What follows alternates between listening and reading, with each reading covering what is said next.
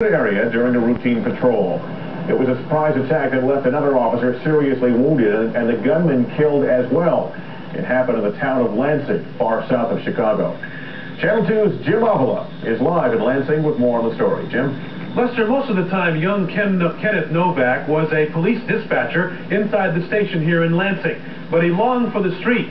Last night, as a trained volunteer patrol officer, a part-time cop, he became Lansing's first murdered police officer. He got involved in a wild shootout with a desperate ex-con who was supposed to be under house arrest.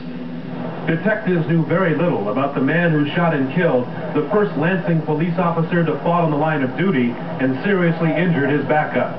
Canine units used the offender's coat to get the scent and search for clues, but the stolen car he was driving and the girlfriend left behind were not much help.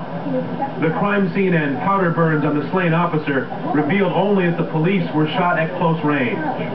He was standing very close to both officers when he shot him. The two police officers were parked where this dark oil spot is now.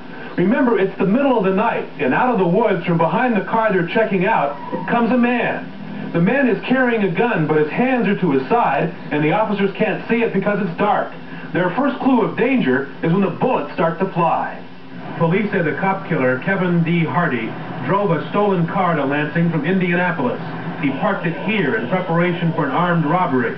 He was confronted by a part-time patrolman, Kenneth Novak. The gunman was a convicted wife-beater who violated his house arrest and did not want to be taken alive. He broke his house arrest and probably would have went to prison for that. He made the statement that he wasn't going to prison. Kenneth Novak was 27 years old, a full-time police dispatcher who volunteered for patrol work at no pay, a top cadet, next on the list to be hired full-time. He's been a cadet. I mean, he's been doing this since he was a kid. He was our age when he started this, and now he's nothing.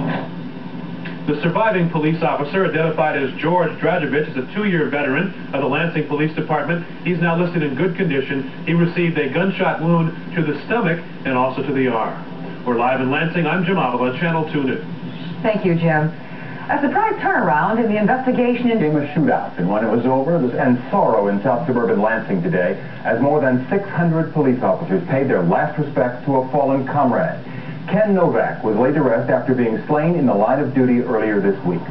Squad cars filled the parking lot of the funeral home. In all, close to 1,000 people turned out to mourn the loss of one of Lansing's finest. Channel 2's Burley Hines has the story.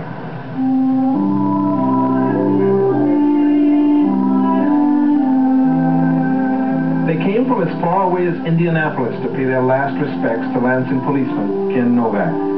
More than 1,000 officers and friends crowded into St. Anne Church to hear Father Norman Kunz try to explain the young officer's tragic death. We continue to say, why? Why is this happening? Why is this happening?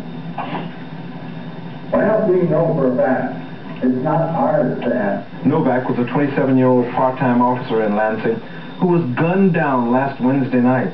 He and another officer were questioning the driver of a suspicious vehicle when the man opened fire on them.